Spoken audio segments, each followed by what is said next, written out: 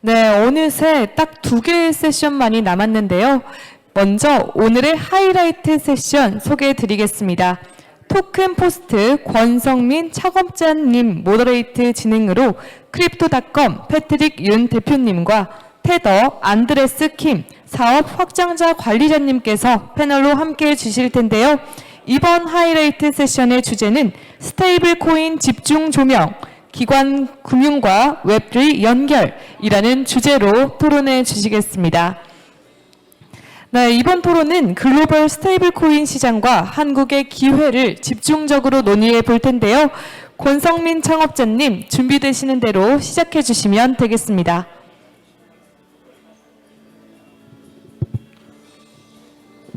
네, 안녕하십니까. 저는 토큰포스트 창립자이자 현재 국장을 맡고 있는 권성민입니다. 두 분 다 영어를 하시는 관계로 영어로 진행을 하겠습니다. So, yeah, we're almost the end. Welcome to panel 8 of the Onchain Symposium 2025, titled Stablecoins in the Hot Seat, Bridging Institutional Finance and Web3.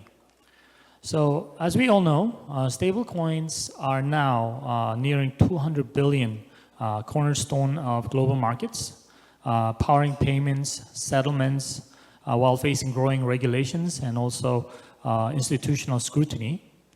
I'm joined by two leaders in the crypto scene, shaping the future, Andres Kim of Tether and Patrick Yoon of Crypto.com, Korea.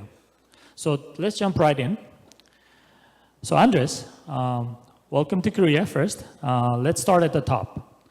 Tether has scaled to almost $167 billion and over 470 million users. From your vantage point of view, how do you see the stablecoin industry evolving globally over the next 5 years? Sure. Well, first of all, thank you everyone for being here. Thank you for having me. It's always good to be in Korea. Feels like second home to me. So very happy to be here sharing with all of you. So market, depending on the region, of course, I think very important driver, as we saw, has been the necessity. Sometimes countries that have very good financial system, which is something good, of course, they tend to be more they tend to be more cautious about doing next steps. But I really believe that adoption in Korea have a huge potential, but the perception I don't feel is the right one at the moment. So far, every time that I have been having meetings, especially related to institutional, I heard a lot about trading, but never heard about real use case. And actually, I think that's a huge potential that could be unlocked by Korea, because the Korean dissemination culture is already worldwide. And actually, that's the hardest part to achieve. The problem is that the settlement tool is not there. The experience still with a lot of friction. So I believe that we have the potential to see massive adoption, but we need to see what's the angle of the institution, also the regulatory side. Hopefully, I know that Korea is very fast when they start to adopt. So I really hope that we can see massive adoption very soon. Thank you. Patrick, bringing this maybe closer to Korea, how are Korean institutions and retail users, in your opinion, engaged in stablecoins today? Are you seeing real adoption beyond exchange?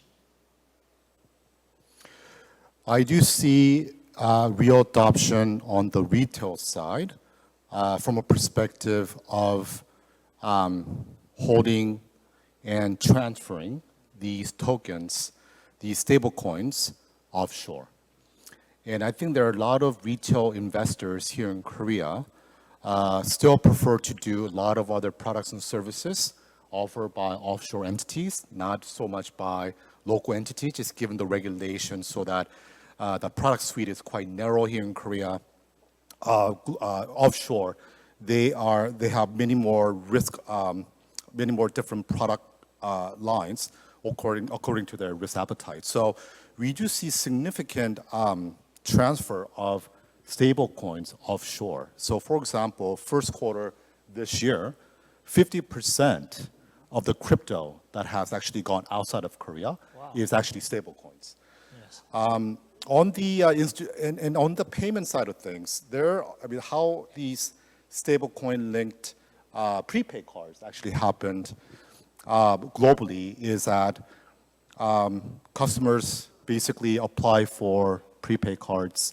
They actually fund that prepaid card with stable coins, and they could just basically spend at different merchant network, and they get rewarded for spends and staking and so on. So outside of Korea, there is a significant use cases of linking stablecoins to prepaid cards, or basically just sending money through Tether or USDC. But in Korea, we still haven't seen that use case just yet. Although in the Korean market for the credit payments ecosystem, Korea has a three-party model, and for online and offline, it basically gets handled by what you call VANs and PGs, and some of these companies that I actually meet and talk about what kind of a infrastructure upgrades that you actually need to do in order to help facilitate these stablecoin-based payment in Korea. And you'll be very surprised to hear that many of these PGs and VANs are actually fully ready to adopt as soon as the regulation kicks in.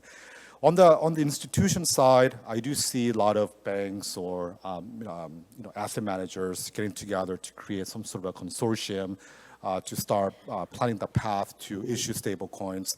And I think just given that significant amount of Korean won crypto trades already happening in this market, I think many of these institutions are saying, would these retail customers buy Korean won stable coins? And with these stable coins, would they trade crypto?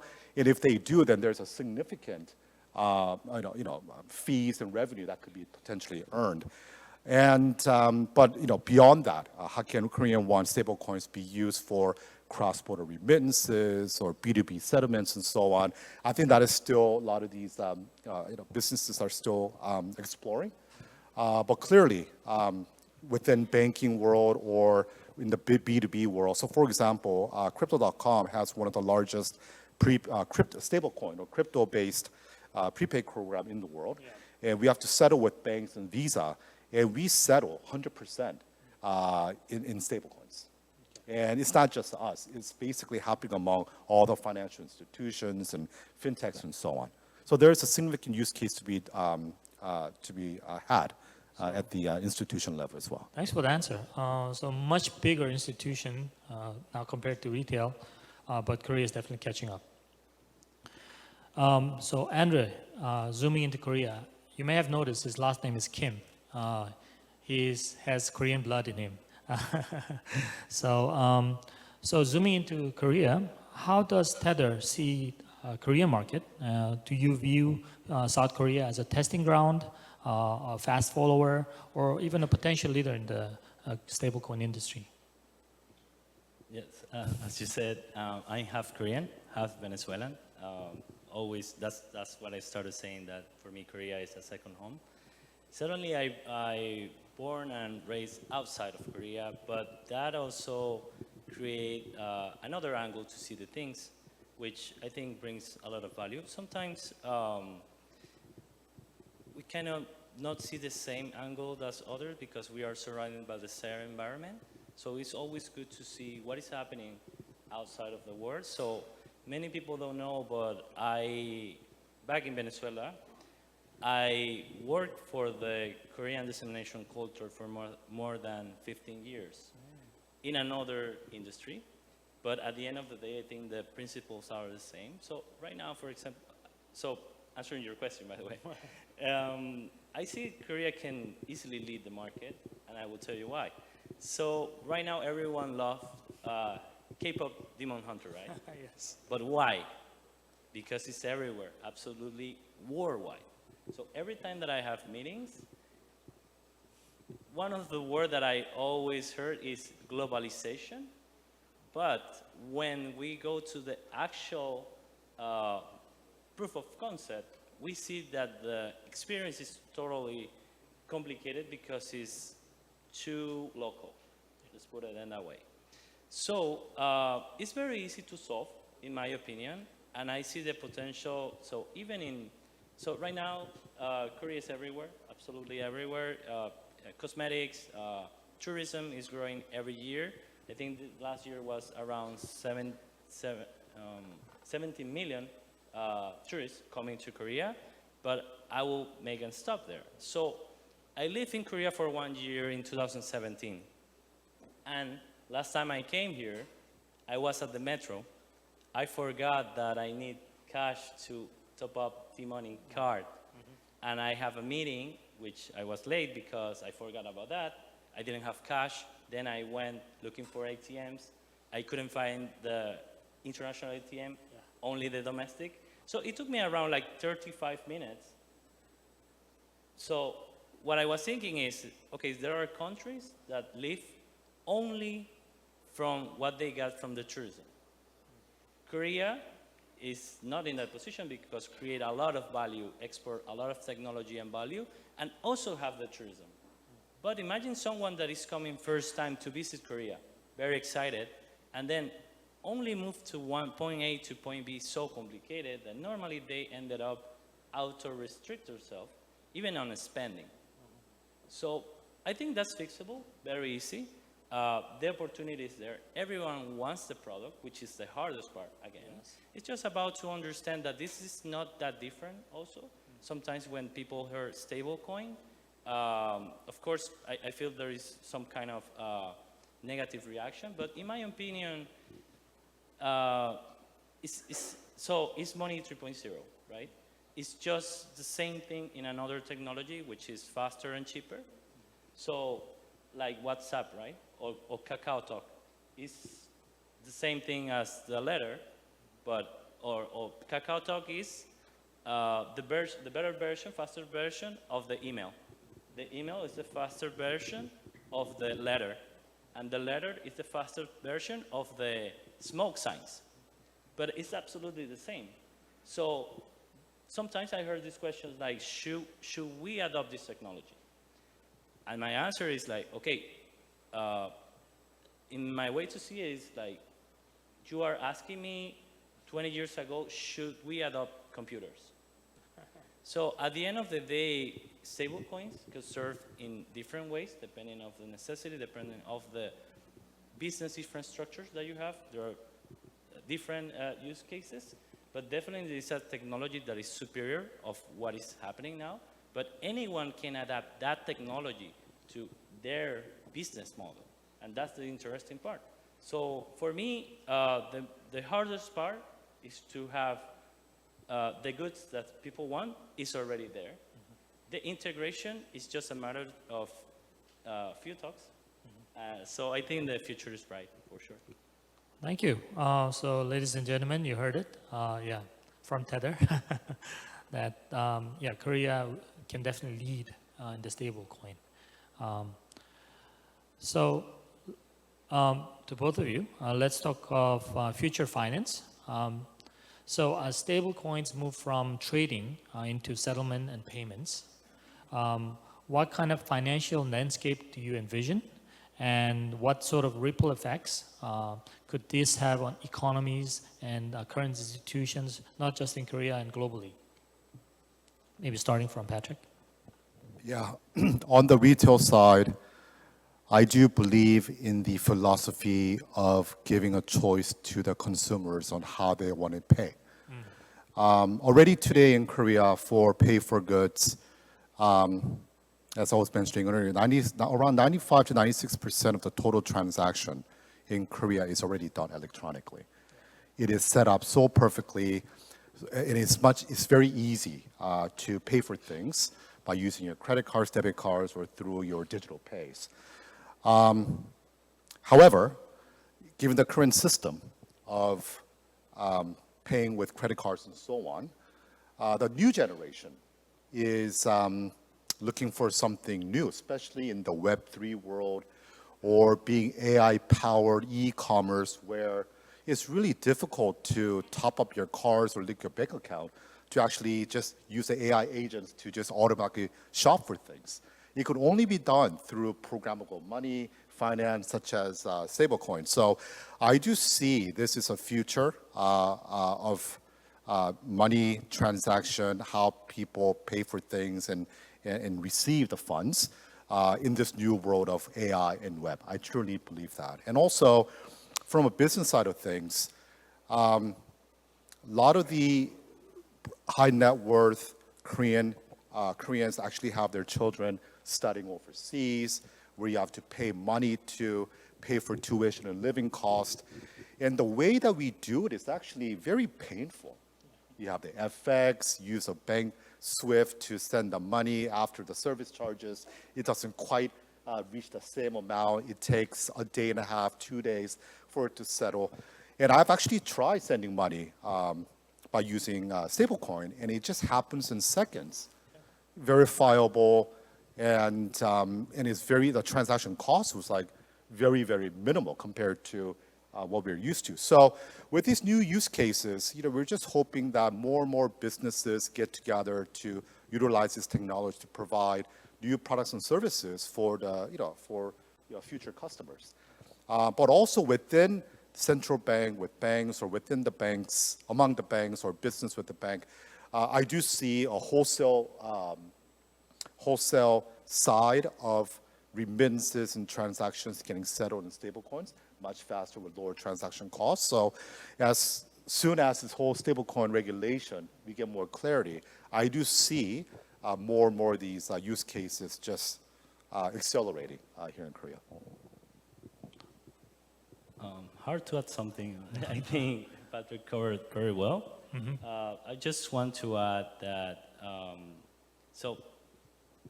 I see exactly the same. That's why I don't believe it's problematic to organize what is missing, because so what is happening right now, and I love to use analogies because I think it's easier, and sometimes in our industry maybe we have exactly the same thing but with a different name and maybe cause some confusions. But in the way that I see it, right now in Korea, you have the best hamburger, but the distribution of the hamburger is not the best one. And because of that, normally people ended up choosing just the easiest one. So for example, I'm a terrible cooker, but I'm sure that I can do a better hamburger than McDonald's. But I'm also sure that I can also sell more than them. And so it's good that you have a good product, but distribution and user experience is very important. And you already have one, the other one is missing. So the hamburger right now is K-pop, K-drama, skincare, tourism. Everyone wants to come here. And I don't know, someone in the public has been in Latin America? Someone? No, nobody? Okay, this is good. So let me tell you this very quick. I'm from Latin America. You can imagine the adoption of the Korean culture in Latin America. Just to explain to you very shortly, when I studied in high school, primary school, everyone thought that I was Chinese because they didn't know the difference between Korean and Chinese. They would say, what is Korean? I don't know about that. 25 years later, 30 years later, people that study with me at school are calling me and saying like, hey, I'm learning Korean. And I'm like, for real? Yes. Where? I'm in Colombia learning Korean. Why? Because I love K-drama. By the way, your mother knows how to cook tteokbokki? I'm like, okay, I can't believe the penetration of the Korean dissemination. So I see very clear that the product is there, the people want it. Normally they have a kind of a payment method on hand. We just want to take it. We just need to take it. That's it. So sometimes also there is this conversation between Korean won or US stablecoin. To be honest, for me, it's like chocolate and vanilla. Some people would choose the experience of what they know. They would say like, doesn't make any sense to me to add another step to do exactly the same. For example, if I have Korean stablecoin and I go to the metro, what I should is change it to USDT to pay the metro. Doesn't make any sense. But if I'm a company that is providing services overseas, is doing export or import, and my party in another country have the way to settle instantly with USDT, doesn't make too much sense to try to apply another instrument. So I think the duality is totally normal. It's like Bitcoin and stablecoin. People like Bitcoin, some of them. Some others doesn't like because they think it's too risky or maybe don't understand it, but definitely can coexist, in my opinion. Great. Andre, again, from your perspective then, what does South Korea need to prepare to avoid falling behind in the global stablecoin race? Are there regulatory issues, technological or institutional priorities you would call out? So, so based on my previous question to the audience, I just changed what I was planning to say. And I would say right now, global research is needed. Because from my understanding, we are having a panel in a very well event focused on institutional companies. But not sure if maybe the angle is too local so far. So I think Korea is so powerful locally already. We just need to understand that in other places that maybe we are not imagining, people really want our products, but they don't know how to communicate. And it's just about to do the research, try to understand locally. So for example, Tether is very good going hyper-local. Yeah. We don't have someone sitting in US trying to decide what's happening in Africa or Latin America. We have local people that understand the market, understand the pain points, understand the necessities, and we just create a bridge. And as I said before, the hardest part is done. They really want to do business with Korea. It's just that we have to create a better communication bridge, meaning payment communication. Like Uber, for example. Many people think, oh, Uber is a taxi app. In reality, it's not a taxi app, it's a settlement app. If I'm coming from Brazil and I want to pay with reais, I will be able to do it. They won't ask me to exchange to Korean won, but the driver will receive Korean won. So the secret is just to have frictionless experience. And then if you want to exchange it to either USDT, Tether, Gold, Bitcoin, Korean won, it's up to you. But the experience has to be frictionless. The technology is there. The necessities, everything is in place. It's just a couple of details. So I think, again, I'm very excited of the future of Korea. Well, thank you for that answer. Patrick, in your opinion, what's missing? What do you think is missing in the Korea's current approach to stablecoin adoption? Maybe from the Korean perspective, is it the infrastructure or the regulation or clear regulation or institutional leadership? Yeah. I think the infrastructure-wise, it's there. The sophistication of users is already there. From regulation perspective, I think we need a balanced regulation. On one hand, you have to continue to enhance, customer protection, but on the other hand, we should be taking this as an innovation and find a way to accelerate. But in order to do so, we do need major players in banking, credit cards, digital pays, basically adopting this technology, working with other issuers or fintechs to really create new products and services and utilizing their ecosystem to make it safe and easy with good user experience for people to use. So if we see one or two major players in banking, credit card companies leading the way in doing this, I think that will give a lot of confidence to the regulators, and the rest of the industry will follow. So we just need the one or two major firms to just take the lead and get this thing going. How about I frame this last question for both of you, maybe 10 seconds each. What's the killer use case for stablecoins by 2030 beyond trading for stablecoins? Starting from you, Patrick. I think just what I said is payments and remittances cross-border, right? So using stable coins and merchant network to lower merchant discount rate, MDRs, or finding a way to send money overseas at a very economical cost. Remittances. I think personally, I would love to have a better infrastructure for tourism. So next time I come here is easy experience. But the one that got me more excited is e-commerce. Okay. Why? Because I have heard so many times, I want to buy Korean products, but I just bought on Temu, something that I don't know, Chinese. Why? Because I couldn't pay. And I think that's huge opportunity globally because the audience is already there. So e-commerce. E-commerce. Well, thank you very much.